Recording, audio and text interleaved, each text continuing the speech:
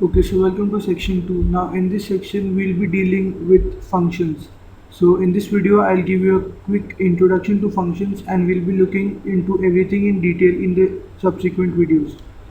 So what is a function? A function is basically a named part of a program which can be invoked from other parts of the program as and when required. Right? That is how we define a function theoretically. Now let me give you one simple example which will make it very clear as to what a function actually is. Suppose you are having a party at your place, right? So you have to do different tasks. You want someone to bring a cake for you, someone to bring the dinner for you, and some other people to decorate the place, right? So what we are basically doing is we are dividing the work into several different components, and that is where the concept of functions comes in handy.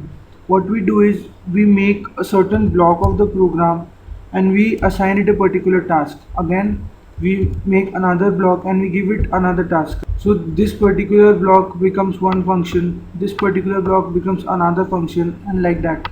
And we can call any particular function any given number of times in our program, right? So that is what a function basically is. It is used to divide our task into individual components, which basically makes it easier to handle the entire program, right? Because if you're just keep on writing the code serially, then it's of no use. Let's say we have to add two numbers, right? And our program is doing just that, so we need to add two numbers many times. So instead of writing a plus b and using the plus operator every time, what we can do is we can simply call a function or something like that, so that this function can be called any number of times as and when required, right? So we just need to define the addition operation once and we can reuse it any number of times.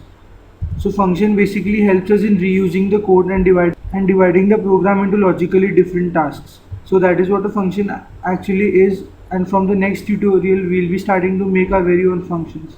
So thank you guys for watching. I'll see you guys in the next one.